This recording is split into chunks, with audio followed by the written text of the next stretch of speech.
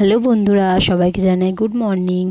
তো দেখো, কালকে যেহেতু জন্মাষ্টমী, তাই আমি আমার গোপুসোনাদের জন্য কিছু জিনিস কিনে নিয়েছি, সেটাই তোমাদের সাথে শেয়ার করলাম।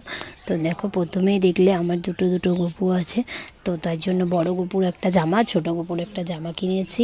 তারপর বড় গপুর জন্য মাথার চুল কিনেছি, একটা হার কিনেছি। ছোট গপুর জন্য একটা হার কিনেছি, যেহেতু ছোট গপুটা অনেকটাই ছোট, তো ওকে সব কিছু সাজানো যায় না।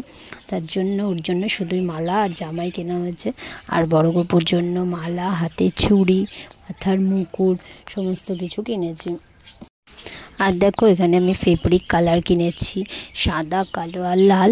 যেহেতু গপুর অঙ্গরাগ করাবো, তার জন্য 3টে কালার কিনে নিয়ে এসেছি। সেটা আমি আজকেই করাবো, তোমাদের পরের ভিডিওতে দেখাবো।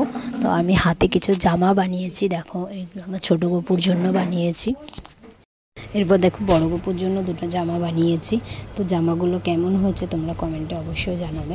আর এরপর দেখো, আমি পাতার জন্য একটা আসনও বানিয়েছি, যেটার মধ্যে গপুকে বসাবো। তোমরাও কমেন্টে জানিও তোমরা কে কী কিনেছো গোপুসোনার জন্য। আর ভিডিওটা ভালো লাগলে অবশ্যই একটা লাইক করে দিও। দেখা হচ্ছে নেক্সট ভিডিওতে, ততক্ষণের জন্য সবাইকে টাটা।